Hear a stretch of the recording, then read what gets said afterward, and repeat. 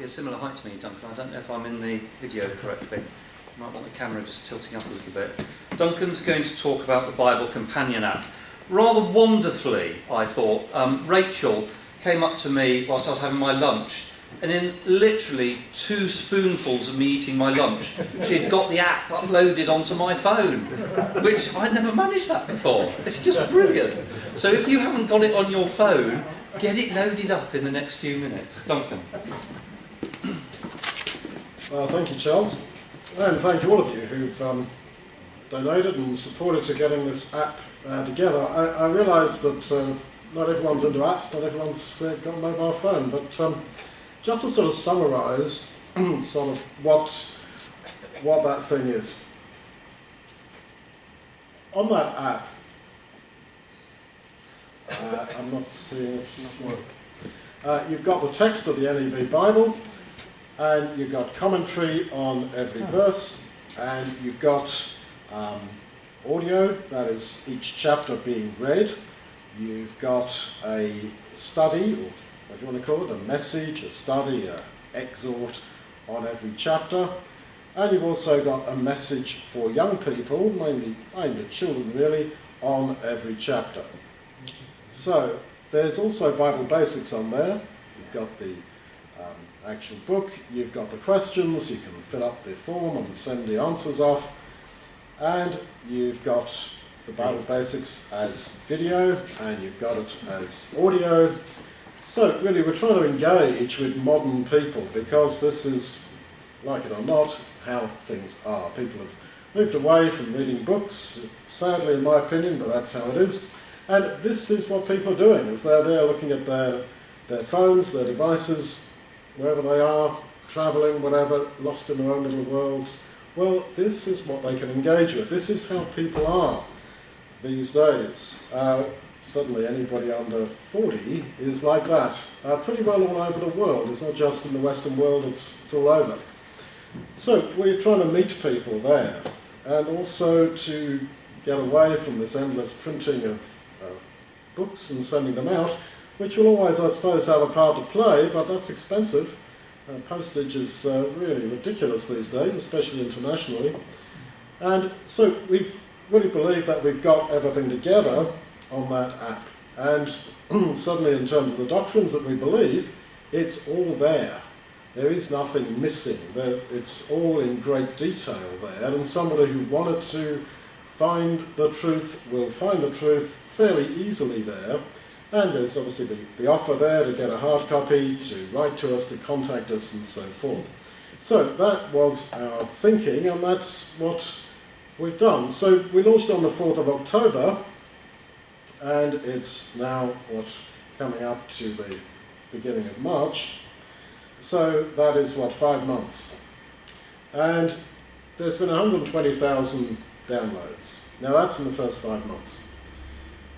When it comes to analysing apps and how successful they are, it's not just a number of downloads, because if you're like me, you'll have downloaded stacks of apps and thought, oh, that's rubbish, and delete it off your phone.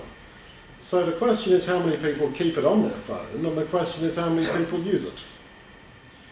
Well, we have got about 65% retention. That is, people who keep it long term on their phone.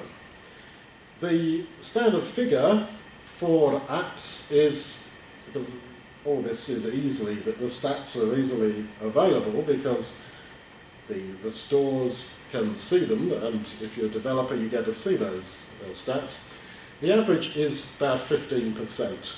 That people download apps, and only about 15% of the apps that are downloaded stay on people's phones. We've got 65%. That's huge.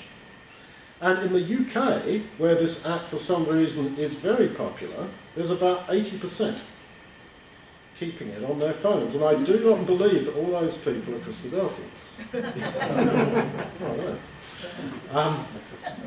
I forget the exact figures for the UK, but seeing we're in the UK, that's what's interesting to us.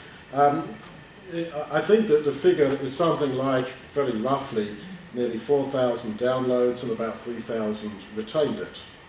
It's a lot of people.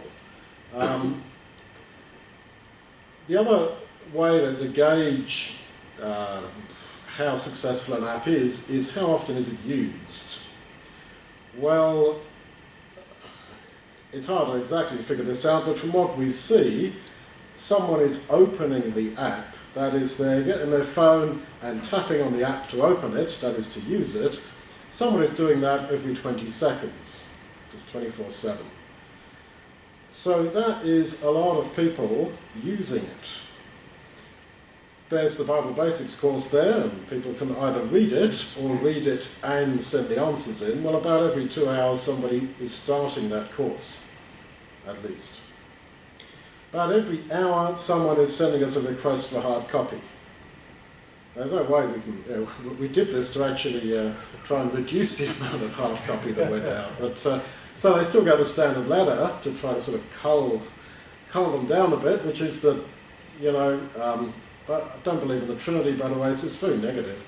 I don't believe in the Trinity. The whole intention of this is to help you to get baptised. Not particularly interested in arguing with you if you want to argue, but very pleased to help you get baptised and sort of what do you think about what we're saying. Send us an email with your opinion of this and tell us your intentions, and then we'll consider sending you one. Because, I mean, you have to be Bill Gates to fund all that. So requests for hard copy coming about every hour, and then there are these baptisms. Well, there's baptisms where the person has already had some level of association, and then they've got the app, and this has sort of kicked their interest into life a bit. Because maybe they requested literature a couple of years ago, but they get the app, now I can do this on the app. This is how people think, I mean, the younger people. They're sitting with these terrible telephones all the time. Just get on transport here in Croydon. What are people doing as they're standing waiting for a bus, when they're on the bus? They're not a train. What are they doing? They are all on their phones. That's how it is. I mean, if they're under 40. I mean, there's old blokes on it as well, but I mean, I'm saying that it's basically under 40s, they're all on their phones. Well, it's a good thing or not, I don't think it is a great thing, but that's how life is. And people have got very short concentration spans. When we were kids, I mean, you read books and you studied and you had exams that depended upon recollection. That's all passé now. It's all, I'm bored after 5 minutes, I want to look at something else, unfortunately. But that's how it is. And of course, we split up each chapter of Bible Basics, so it's in little sort of, baby-sized pieces for these under 40s. Don't we got anyone? Oh, Caleb says, no, so we've got the under 40s here, Caleb says. So, that's how it is. We love you really, Caleb, we don't think you're that dumb. But this is how it is. And then, so it's helped a lot of people. We get baptised already from that. And there are the people that we've mentioned on the Carelinks newsletters where people have come directly for the first time and they've got this. Quite a few lovely stories really all over the place. 2 guys in Australia, one in Queensland, one in New South Wales. Just got that app, worked through it, this is it. So to put them in touch with local people, brethren who went and baptised them. Lovely testimonies that are rather sort of embarrassing, but one of them's there saying, this app saved my life, this app turned me around. I don't want to sort of labour it too much, but it is so. The guy called Frank who baptised, who was here in the UK, who was completely not religious, but, as I was saying earlier, felt that sort of hole in his heart, that gap, where he wanted to have some relationship with God. And he knew that he must be in relationship with God. The bloke was a scaffolder, and of course the scaffolders do, he'd had some pretty scary moments. And he realised this is all from God, there must be someone out there looking out for me. Of course, you start going to church and get disillusioned, don't want to go to church. This is unfortunately how people are. But, yeah, sure, but I'm searching for God. Oh, get this app, and off you go. And I mentioned the brother in Germany the other day, who was an African migrant with his family and his kids, in Germany, and they sent them to live, as Western nations tend to send migrants to live, in a house that belonged to the government that was in some beautiful village in the middle of nowhere with no bus service. So the guy is there in this sort of absolutely beautiful village where there's no work. I mean, he can't work anyway because asylum seekers aren't allowed to work for money. Him and his wife and his kids in this house that belongs to the government, and no complaints. I mean, everything was there. What do you do all day? Okay, the kids go to school, little village school. And so you're there in these beautiful sort of mountains and it's all beautiful. And he said, my wife and I wanted to be like Christians. We wanted to continue our Christian faith. We wanted to have stuff for the kids to listen to. And we just can't get anywhere. There's no trains anywhere near, there's no railway line, there's no bus service, so we're stuck. Absolutely stuck. Day in, day out the same. So I went online, wow, found your app. Started to play the kids, the messages for children, and my wife and I started to look at it all, at the doctrines, and figured that, hey, we should be baptised. And so it went from there. So all these sorts of people are all over the place, in all sorts of different situations.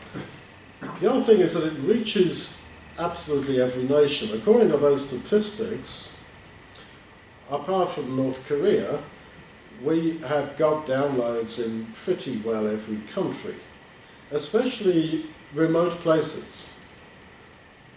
Places that have, I would imagine, high unemployment and not much to do. Keep getting these replies from the Faroe Islands, which is an obscure couple of outcrops of rock, basically, in the North Atlantic. And like we see the downloads, think, oh, we've had 20 downloads from the Faroe Islands. And then you get a request for a Bible from someone in the Faroe Islands. In other words, someone's obviously got it and has seen me, wants to have contact. And I showed it to the kids, and we looked up this guy's address on Google Earth, and you can see it. He's not even on the main Faroe Island. He's on some obscure little island. He's got a boat moored next to his house, and you can see the colour of his house. And, oh, well, there's a bloke in there looking at our app. This is the middle of nowhere. Another place that's quite popular is Micronesia. That's the name for that collection of very tiny islands in the Pacific. These are like the Marshall Islands. They're disappearing. I mean, rising sea level is just wiping these little places out. They're just bits of sand sticking out of the ocean pretty well. And there's people there, quite a lot of them, downloading this app. As I said, Antarctica.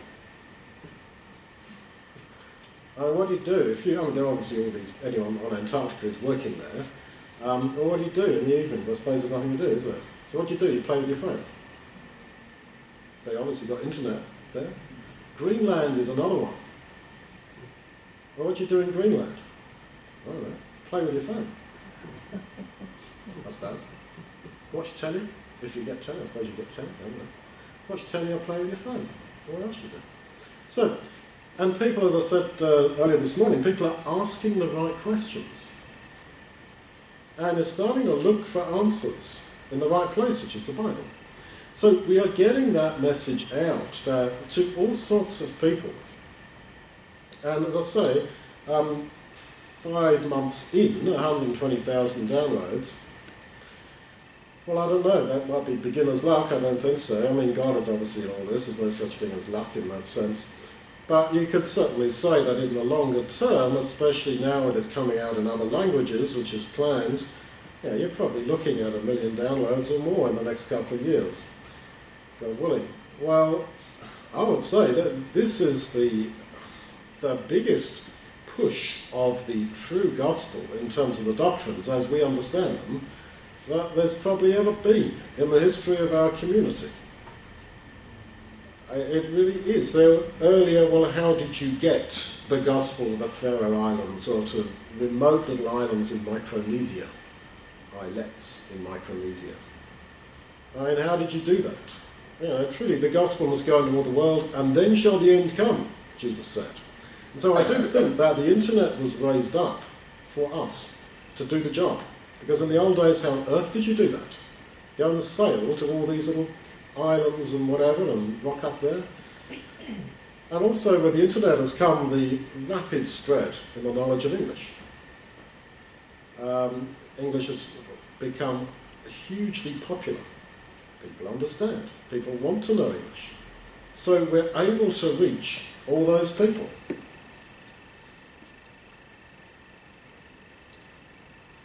Just a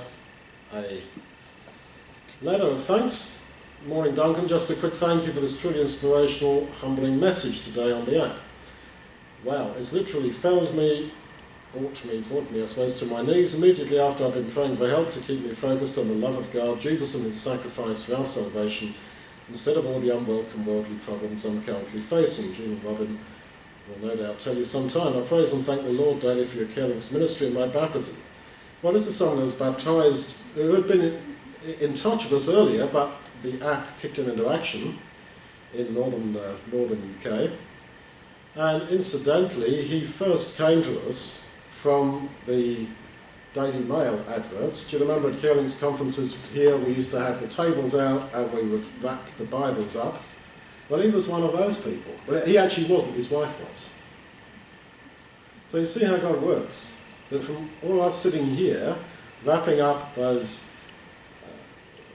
Bibles that were requested by Daily Mail readers, with all the naysayers saying you shouldn't advertise on Daily Mail, Duncan, those Daily Mail readers turned out that this woman requested it, her husband got it, but then about 4 years later, after looking at the commentary, then he got the app and now he's been baptised and is in touch with as you can see, Jean and Robin and the ecclesia up there in Kenmore. So there's a lot of people like that. If you look at the App Store, either particularly the Android, the Google Play Store, there's loads and loads of positive comments. Whoever this guy is, May Defo, whoever that might be, stumbled upon this site. Amazing, very informative. I'm learning into the inside of God's nature and the basics again. Even though I've been a Christian from 2005, this app is really helping me to really understand the Lord in a very deep way and in a simplified form that is good for me. I'm not really a reader, more visual learning, but I seem to be reading a lot on this app. So many people saying really nice things like that. And I've tried to leave out the more glowing, sort of gushing ones. But my point is that people are generally, younger people, into visual learning. They got the whole thing there in video, Bible basics. They got it all on their phones. Well, simple statements like this one from the guy in Israel. Great explanation and assessment of every verse and theme, logical and thoughtful, very enlightening and objective. Got a lot of readers in Israel. So what happens with these people? Well, as I say, you don't know who's got that app, and you don't know how much they've been reading it. But it's becoming quite common now, as I say, we've been into it for 5 months, to get a contact out of the blue from someone who says, yeah, I've been using your app every day for the last 2 or 3 months, and I would like to be baptised. You think, oh, who are you? That's the nature of it. That it's not like the old days where if you want to preach the gospel, you rented a hall, gave out leaflets, people trooped along to your special lecture, and then they trooped along to your Sunday evening meetings, and then they had instruction, as it was called in Clapham, whatever you call it, some teaching, and then you got, if you got through the interview, you got baptised. That's all different. That's all the old, that is all passé. Now people have got all they want. They've got all the info there on their phone, and when they are ready, they will contact us and say, well, yeah, thank you. Now, I've got quite a few people just here in the UK who have said, yes, I'd like to be baptised. Well, it hasn't happened yet. Some have been baptised, but others haven't been. And bit by bit, not everyone who says they want to be baptised gets baptised, but bit by bit you can see that this is just going to open up. This is going to be a major source of people being baptised having seriously considered our message. These are not, tapping under the chin, quick baptisms. These are people with track records. One of the things we're using is Google advertising. What Google advertising means is that when you type in a search phrase, you see an advert appearing. And you can click on that advert or not. So we are putting things on, like, for example, is Jesus God? Ex-Jehovah's Witnesses, search phrases like that. Former Jehovah's Witness. Non-Trinitarian Christian. Stuff like that. Why does God allow suffering? Why do children die? Well, we don't have all the answers, but I'm just saying the sort of things that you can put there. Who is the devil? Is Lucifer real? And then when people are searching for those kind of terms, oh, they see this Bible app that you can get that purports to explain all that. Oh, yeah, I'll give that a whiz. And they clearly like it. Now, that is a far more effective way of advertising than just generally, for example, putting an advert on the side of a bus that says free Bible, right to, or whatever, free Bible from such and such. Or in the Daily Mail, bless the Daily Mail, but you know, free Bible available from such and such. Because the vast majority of pairs of eyes that look at that advert are interested. Give you an example. Let's say I have a business making marble worktops, kitchen worktops, marble kitchen worktops. Very fine they are, very good they are. And I want to sell my marble worktops. Well, if I put an advert on the back of a bus, and I say marble worktops from Duncan Easter, 49 the Woodfields, well, all the pairs of eyes seeing that on the side of the bus, marble kitchen worktops.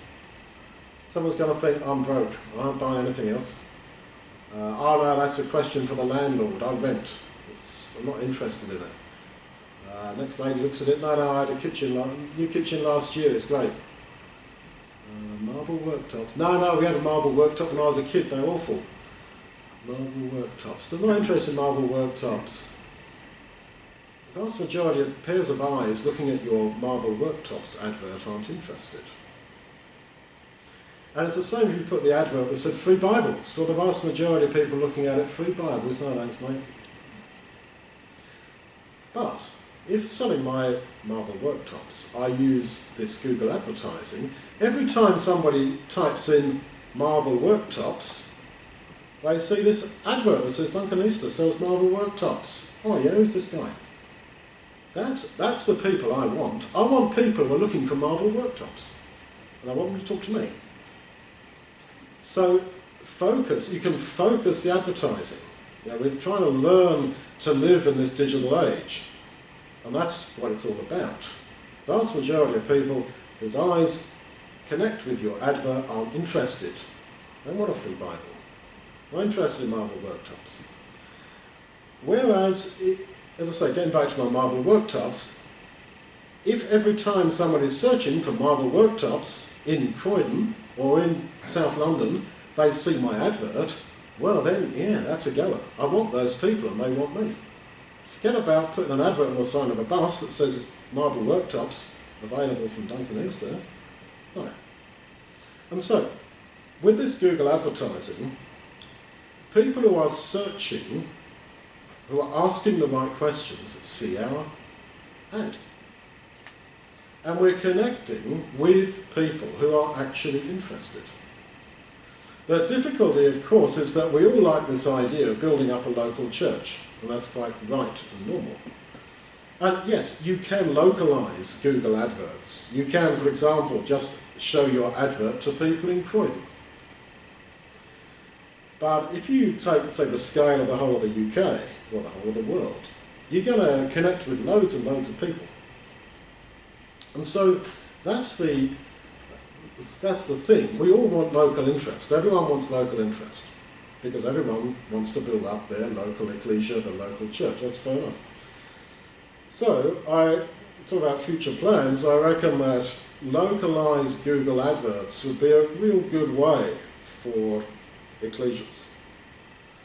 That if you want local contacts, well, give it a whiz. Of course, it's not like in the old days where you could sort of quantify your success by saying, well, we spent £1,000 on renting the hall and the adverts and the flyers, and we got 10 visitors come. And out of them, one of them came along to our Sunday evening meetings and got baptised. It's not quite like that. We spent £1,000 on Google advertising, and we got 2,000 downloads.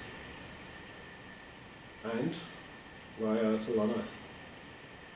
But the point is that sooner or later, God willing, maybe not now, maybe in 6 months' time, or maybe a year's time, somebody nervously comes forward and says, you know, I've been using your app for a year now, and I'd like to make contact with you. This is what's already happening, but only 5 months into it. So the downside for the sort of older school thinkers would be, but what are the metrics here? What are the metrics of success? Well, what do I see for my money? Well, no, you don't see much, I agree, initially. But you don't see virtually anything. You're just using traditional methods either. That's also so. And there's no doubt that we've got people springing up wanting to get baptised all over the place. All over the place. Lots of them in Africa. I'm trying to push them to local African ecclesias to deal with. We can't go jumping on a plane out to Africa. A lot of people coming up in Europe, people coming up in this country, people coming up in Australia. And you know, this is a great way to go. And this is absolutely legitimate, in line with all our core beliefs. Of course, the question is that you're picking up a lot of people who may, for whatever reason, not be happy in church, because that's why they're looking for an app, that's why they're asking questions, because they're not getting answers in their church. A lot of those people are burnt. Once you get burnt by church, it's fairly hard to want to ever get involved with anybody ever again.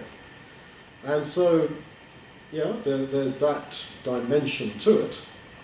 And there is the dimension to it that somebody might agree with 80% but not 100%, but still want to be baptised. You know what I think about that. But anyway, the point is that if you want to get the basic gospel out there to searching people, this is, well, in my lifelong, really, commitment to preaching the gospel, trying this, trying that over the decades, this is by far the best way to go, no question about it.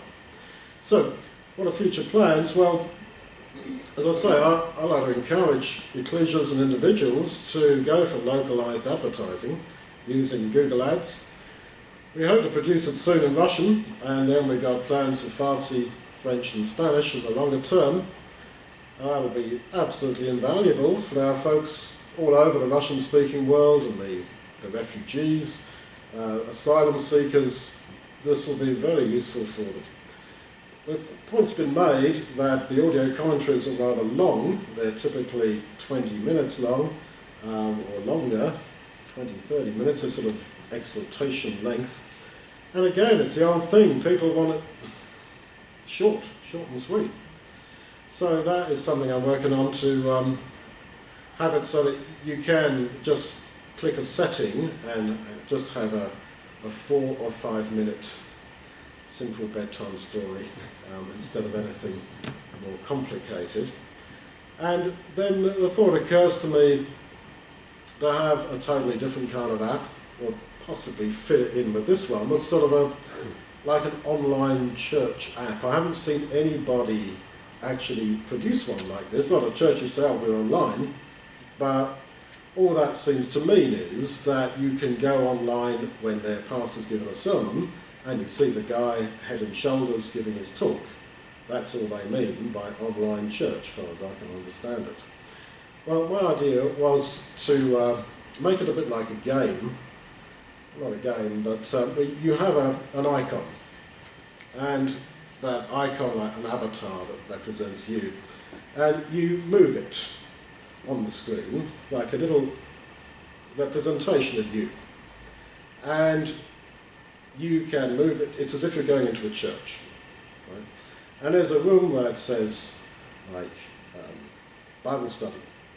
There's a room that says very basic Bible study. And there's a room that says breaking of bread. There's a room that says baptism. And there's a room that says chat room. And you move and the idea is that there's several hundred people online at the same time. And if you move your little avatar, your little representation of yourself into the room that says, for example, breaking of bread, you find there's another 10 people in here. And you'd have the option to chat. So you can chat in real time with other people who are in the room. Now I know for all us old folks that's all kid stuff, but that's what people do. People love that kind of thing. I think it's Mickey Mouse, I think it's childish. I think that would be good for my kids. But that is what people are up to. I look around and grey hairs here, and I understand you're giving me all blank looks about this, but this is what a lot of people are into. I sort of download virtual games on my phone. I don't play games on my phone. I don't play any games, apart from Monopoly with my kids. But I sort of download some of these things. They're games that have got millions of downloads, and just living out some sort of virtual reality, nothing bad about it, just a day in the life of a single mum. She goes to school, you take her to school, and then she goes to work, and then she goes back to school, and then she goes to the babysitter, and then she goes here, and then her day is finished. Well, what a waste of time. But there's millions of people playing that. They think it's great. It's fun. Well, I'm not talking about playing a game. I'm just saying that idea that I am virtually present. I am in a church. You see, the old way would be to have a website that says sermons of the breaking of bread, or exhortations of the breaking of bread, Bible study, or whatever. Just click, click, click, click, and you get it. That's good for me, it's good for you. But my idea is to make an app where you actually have a sense of virtually being in a building and actually chatting with other people. So, that's where my mind is going. Caleb, how old are you, 19? 18? Can you come up here, Caleb? I baptised Caleb just over a year ago down in Mountain Ash down in South Wales. Good to see you, mate. So, Caleb, tell me about it. You're a young person. Do you play these virtual games? Yeah. You do? Yeah. How many people of your age group play those virtual games? Probably mostly all of them. Yeah, I reckon you're right. All of them. So, how could you imagine this playing virtual church where you actually go and talk to real people? Probably be on there all the time. Sorry? I'd probably be on there all the time. Every single Probably day. be on there all the time. So I don't get your South Wales accent. I'll probably be on it all the time. Yeah, well, there you are. And do you think that would be attractive to other people? Probably, yeah. You see, for an old bloke like me, I would be concerned then that one's Christianity becomes just a case of what buttons I press on my screen. Yeah. What do you see the problem? Do you see that problem? I think if you're chatting to people in the world, well, on like who share the same religion as you, you won't be sucked into it as much, and people will feel like they're alone. They've got someone to talk to, even if they're not close to anyone. So it's at their fingertips, rather than going out and if they can't travel anywhere. Do you think younger people are interested in going to church? If they like told more about it and they've got opportunity, maybe. If they give them more of an opportunity. But in the real old days, South Wales used to be like the Bible Belt of the UK. Yeah. There used to be churches, chapels everywhere. What's happened? I think over time, like people have been adopted because it's not really shown off as much. It's being more kept to themselves, really. So People are keeping to themselves. yeah. Yeah, I'd say that. I mean, in the old days, people used to go down a pub. But now, people buy their booze from Tesco's or whatever and go home and put on a movie and complain that they die old and no one came to their funeral. You know? Yeah. So people keep, so even young people, you think, keep to yourselves. Yeah, most of it. So the old days when all the young people in the village used to go down the playing field or the recreation field and vandalise the swings and you know, smoke cigarettes and all that sort of stuff. I mean, doesn't happen anymore? Oh yeah, it definitely happens. Oh, that's good. But they want to keep to themselves. Mostly, yeah. And do you think that young people are actually open to searching for spiritual things?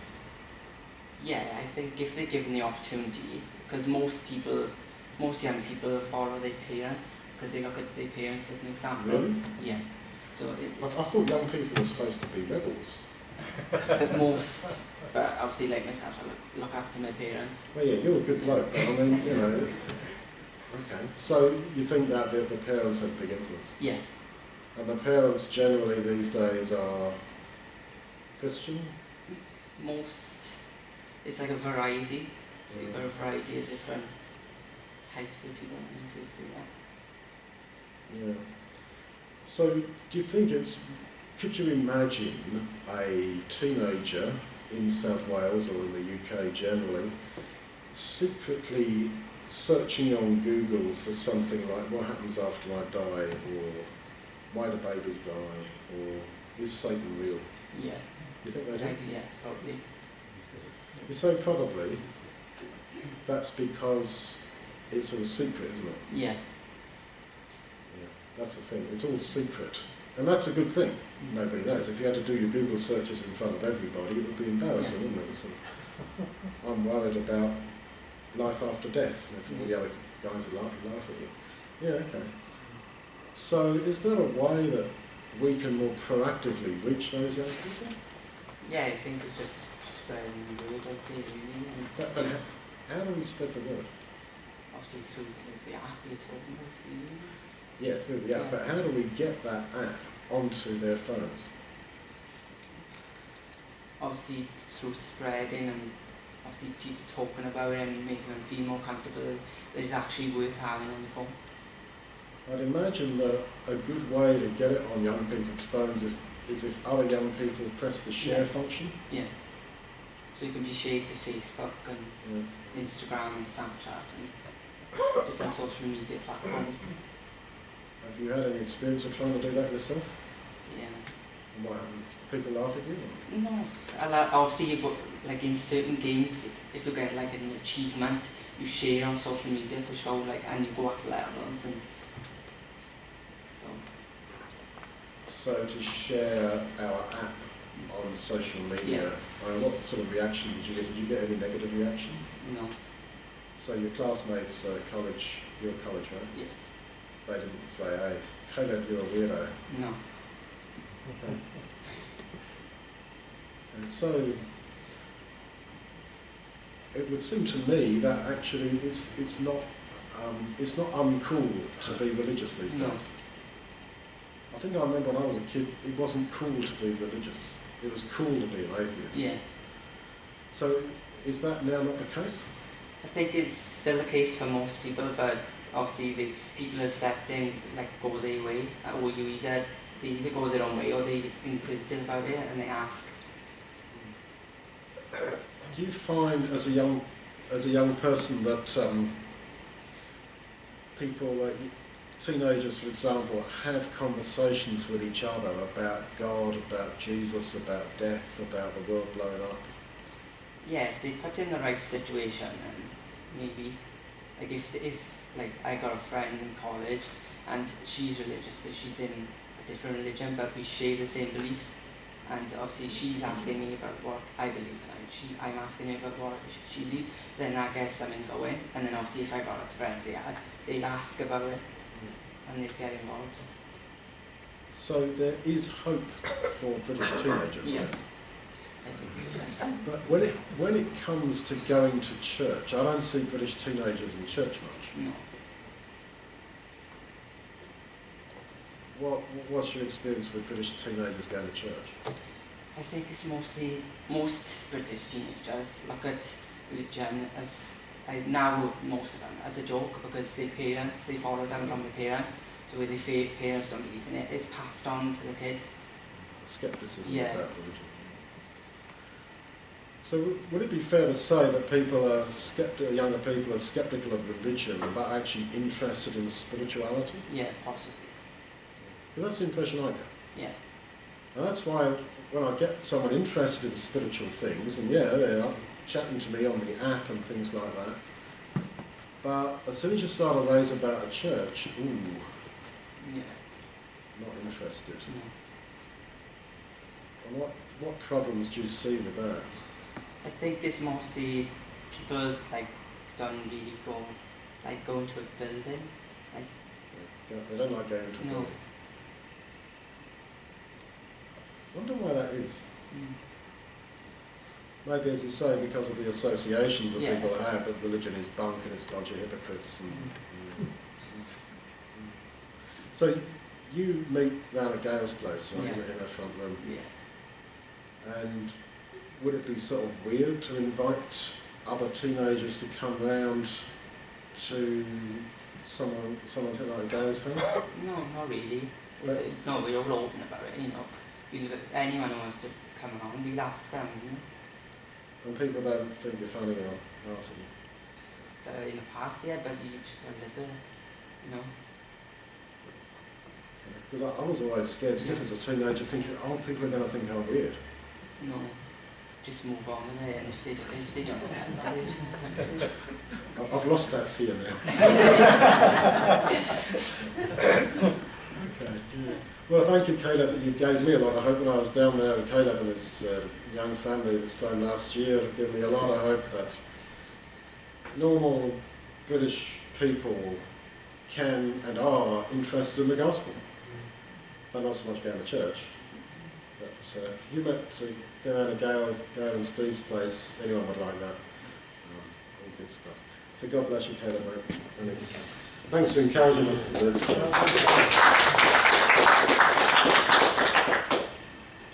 Okay, I think I'm done. Okay, before you run away, Duncan, I'm sure we've got a billion questions for you. Anybody got a question about the app, Vanessa? Oh, no, not that, Or anything? yeah. Love the virtual church idea. I think it's brilliant. The only thing that concerns me is somebody being able to get in that could use it for unpleasant purposes. So you're going in for a breaking of bread, into that breaking of bread room. You're a genuine believer and want some quiet time to think about those sort of things. And so how do you set up, I mean obviously you perhaps don't know yet, but I think that would be my big worry. The rest I think is a great idea.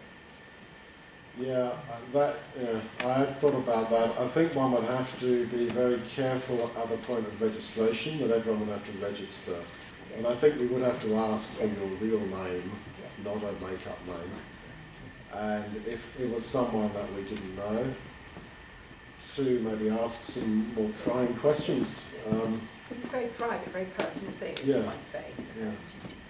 You want to go somewhere where you feel safe. This is a church.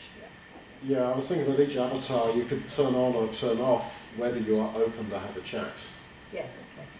But then even if you, on the idea of going to church is talk to people, and you don't want to get involved with some abusive person or someone who's got their own agenda, Yes. but then how do you stop them? And I can only think at the point of registration, but then people can still slip through. There may be a sincere person. It just goes, if you go to church, to some random church anywhere in the world, well, you don't know who you're going to meet. There may be sincere people, there may We be can always have not. disfellowship. So? We can always have disfellowship. Oh, yeah. Oh, there will be. So the whole idea of the app is that since we've been here, probably 700 people have accessed the app since we've been in this room. Accessed, booted it up. Oh, One every 20 yes, seconds. okay, sorry. 700 people since we arrived, which I think is staggering. So are we all on the app? Are we, Charlie? I am now, aren't I, Rachel? Okay. Are we all pushing the app? Are we pushing the app? Because, you know, are we using social media? Are we putting it on our sign-off at the bottom of our emails? It's the easiest thing in the world to change your signature on your emails. So that it just says, click, click, click, go to the app. And, you know, I'm a big fan of that. Put it on your emails. Have you all picked up these cards at the back? Have you all got a box of them? Yeah, they're at the back. I don't know what they cost. I don't care. They're available. Yeah. We need to get these out. I've got to tell you that the appetite that Duncan's been talking about in the high street is voracious. I can guarantee that if you stand there and you offer people something, probably 1 in 10 will take it. 1 in 10. You stand there for 2 hours, you've shifted dozens and dozens of contact points. We do it with the calendars. So with the calendars, it's 1 in 10. You then offer them a Bible, and 1 in 3... Have I got it the right way around? No, it's the other way around. 1 in 3 will take a calendar, 1 in 10 will take a Bible off you. We take boxes of Bibles and they just vanish. And I was very cynical about this until Duncan took me into Croydon High Street, wasn't it? We went to Croydon High Street and I was petrified. I was standing there with a target on me, I'm such a wimp, saying free Bibles, standing up for my religion. And I was just petrified of that tough question that was going to come at me. And instead of tough questions, I just had people going, oh, can I have one? Thank you. Oh, can I take one for my sister as well? Thank you. And we did it in Worthing, we've done it in Horsham, we've done it in Crawley. And I'm just such a fan of it. Just take this stuff and give it out because people want it. Anyway, there we are. Thank you, Duncan. So distribute these cards. Just there's no address on it, just as get the app. So wherever you're going, just leave them somewhere. Like when I'm flying, I put them in the sick bag, you know, like when you're playing. I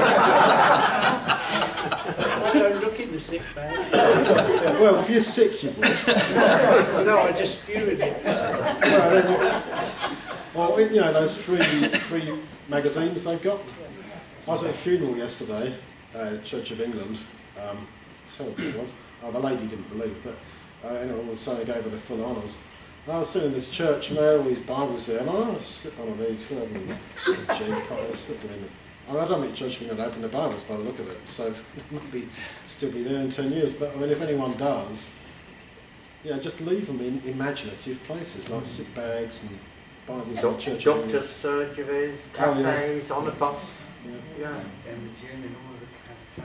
I think my lasting memory, thank you Duncan very much for that, we're going to move on to Liz in a moment, but my lasting memory, part of it was the marble worktops, Duncan selling marble kitchen worktops, but I think the other image that we're all going to cling on to is Duncan vandalising the swings and smoking cigarettes. So Duncan, thanks for sharing that with us. It's absolutely lovely. You're going to reorganise this now.